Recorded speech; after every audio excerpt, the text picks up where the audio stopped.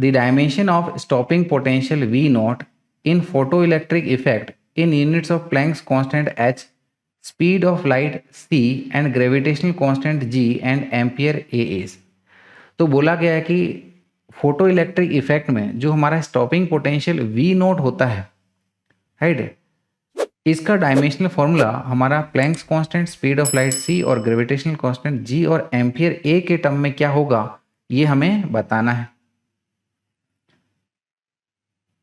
ठीक है, तो यहाँ पर ये बताने के लिए यानी कि यहाँ पर photo electric potential V note जो है वो हमारा planks constant h, speed of light c, gravitational constant g और एम्पियर a के ऊपर में डिपेंड कर रहा है। ठीक है, तो अगर हमें स्टॉपिंग पोटेंशियल का डायमेंशनल फॉर्मूला इन टर्म्स के में निकालना है तो इन टर्म्स का हमें डायमेंशनल फॉर्मूला भी पता होना चाहिए। तो सबसे पहले अगर हम लोग प्लैंक्स कांस्टेंट की बात करें तो इसका डायमेंशनल फॉर्मूला कैसे निकालेंगे? इसका डायमेंशनल फॉर्मूला निकाल सकते हैं हम लोग एनर्जी इन फोटोन के कंसेप्ट से। तो energy in a photon wave is given by Planck's constant into frequency of the photon wave. तो यहाँ से हम लोग कह सकते हैं कि dimensional formula of Planck's constant h is equal to dimensional formula of energy in a photon upon में frequency of the photon wave is equal to energy का dimensional formula it is mL2t-2 divided with frequency का dimensional formula which is t-1। तो ये आ जाएगा हमारे पास में mL2t-1। फिर बात करते हैं हम लोग, है ना, स्पीड ऑफ लाइट, कोई दिक्कत नहीं है, L-t-1 इसका dimensional formula. Gravitational constant g के लिए ग्रेविटेशनल कांस्टेंट g का डायमेंशनल फॉर्मूला हम लोग निकालते हैं, ठीक है, न्यूटन्स लॉ ऑफ ग्रेविटेशन वाले फॉर्मूले से, जो कि होता है कि दो बॉडीज के बीच में जो ग्रेविटेशनल फोर्स होता है it is given by gravitational constant g into multiplication of the masses upon में square of distance of separation between them. So from here we can say our gravitational constant g का जो dimensional formula होगा it will be dimensional formula of force into r square upon में dimensional formula of m1 into m2। Force का dimensional formula this is mL-t-2। r square का dimensional formula L2 divided with m1 into m2 का dimensional formula masses का square है तो ये m square हो जाएगा। तो फाइनली ये बन जाएगा हमारे पास में m-1L3t-2 इस तरीके से। तो अब हम लोग, ठीक है ना, यहाँ पर स्टॉपिंग पोटेंशियल की बात कर सकते हैं। सो वी कैन से कि our stopping potential is dependent upon, ठीक है, dimensionally Planck's constant, speed of light c, gravitational constant g and ampere a। लेकिन इनकी पावर कितनी है वो नहीं पता, तो लेट अस चूज इनकी पावर है a, b, c और d। तो हमें अब ये a, b, c और d की वैल्यू निकालनी होगी। तो इसके लिए अब हम लोग इस इक्वेशन को डायमेंशनली इक्वेट कर लेते हैं। तो देखिएगा ये हमारा स्टॉपिंग पोटेंशियल है and potential we know it is given by work done upon में चार्ज।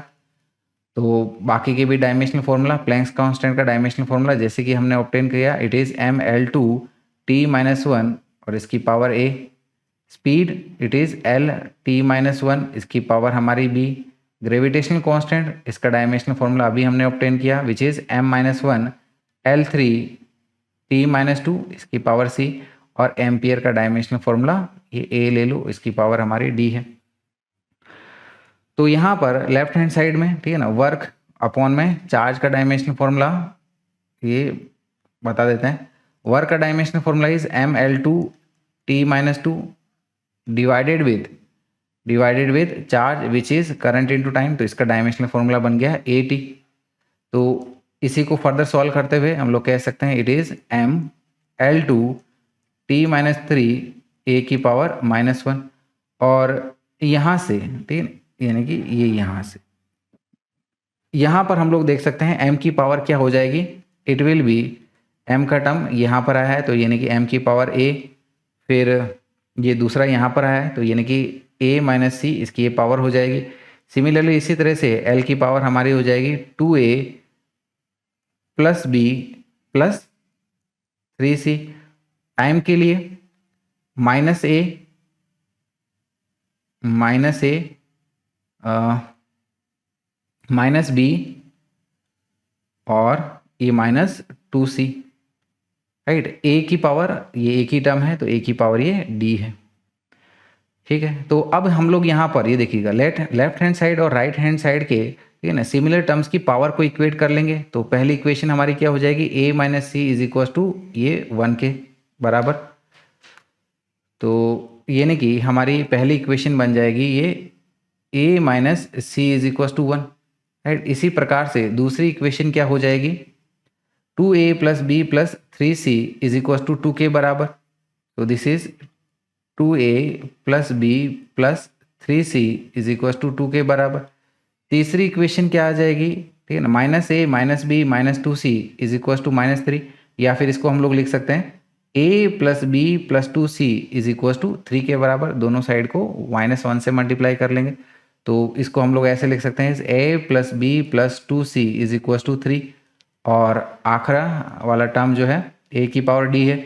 तो यहाँ पर देखिए d इज इक्वल टू ये -1 मिल जाएगा हमें, तो this is d is equal to -1। तो यहाँ से तो हमें ये डायरेक्टली d की वैल्यू मिल गई है ना। तो d की वैल्यू हमें मिल गई है, तो ठीक है। अब इक्वेशन को देखते हैं बाकी वाली। तो यहाँ से हम लोग ये a is equal to c plus 1 बोल लेंगे। इस a की वैल्यू को हम लोग इस दूसरी और तीसरी इक्वेशन में सब्सटीट्यूट कर लेंगे। तो ये इक्वेशन हमारी बन जाएगी 2 into c plus 1 plus b plus 3c is equal to 2, right. यहाँ पर भी फिर से a की वैल्यू पुट कर लेंगे which is c plus 1 plus b plus 2c is equal to 3, right. इस 2 को अंदर में मल्टीप्लाई कर लो इसके, तो ये बन जाएगा हमारा 2c plus 2 plus b plus 3c is equal to 2 के बराबर। और ये देखिए ये बन जाएगी इक्वेशन हमारी b plus 3c plus 1 is equal to 3 के बराबर, है ना। ये इक्वेशन देखिएगा ये बन जाएगी फाइनली हमारी b plus 5c is equal to 0, और यही वाली इक्वेशन क्या हो जाएगी b plus 3c equal to 2 के बराबर। अब देखिएगा यहाँ पर इन दोनों इक्वेशन से इस b को हम लोग एलिमिनेट कर सकते हैं। कैसे, अगर इन दोनों इक्वेशन को हम लोग आपस में सब्ट्रैक्ट कर लें तो देखिए अगर हम लोग सब्ट्रैक्ट करेंगे तो b माइनस बी कट जाएगा, 5c माइनस 3c ये आ जाएगा हमारा 2c, 0 माइनस 2 ये कि आ गया -2। तो यहाँ से हम लोग कह सकते हैं ये c आ जाएगा हमारे पास में -1। तो ये हमारा दूसरा टर्म भी मिल गया, that is c is equal to -1। चलिए c इज इक्वल टू -1 हमें मिल गया है। तो c की जो वैल्यू है एक तो हमारी यहाँ पर सब्सटीट्यूट कर लो ताकि a की वैल्यू हमें मिल जाए। तो यानी कि हम लोग कह सकते हैं a is equal to -1 plus 1 यानी कि ये 0 हो गया। तो यहाँ से देखिएगा ये हमारा a की वैल्यू भी आ चुकी है ना। तो a की वैल्यू आ गई है, तो और क्या बच रहा है हमारे पास में, b की वैल्यू बच रही है। तो b की वैल्यू हम लोग इस इक्वेशन से निकाल सकते हैं, ठीक है, दैट इज b, और c की वैल्यू हमारी -1 है। तो यानी कि ये बन जाएगा -3 इज इक्वल टू 2, या फिर हम लोग कह सकते हैं कि b इज इक्वल टू ये 5 मिल गया। तो कुल मिला के हमारे पास में ये चारों टर्म्स हमको मिल चुके हैं, है ना। तो जो इक्वेशन थी हमारी, ठीक है ना, स्टॉपिंग पोटेंशियल के लिए कौन सी इक्वेशन, ये वाली, इसमें a b c और d की वैल्यू को पुट कर दो, राइट। दैट इज हम लोग कह सकते हैं कि आवर स्टॉपिंग पोटेंशियल, ठीक है ना, ये क्या था हमारे पास में h c g और ये a। पहला यहाँ पर ये a की पावर कितनी आई हमारे पास में 0, ये b की पावर कितनी आई है 5, c की पावर हमारी क्या आई है -1, और d की पावर हमारी वैल्यू क्या आई है -1। तो यानी कि यहाँ पर stopping potential in terms of h c g and a इस प्रकार से मिल जाएगा। इसको अब हम लोग हमारे ऑप्शन में चेक कर लेते हैं। तो ऑप्शन में चेक करें तो हम लोग देख पा रहे हैं कि हमारा जो पहला ऑप्शन है वो इसके लिए सही आंसर है।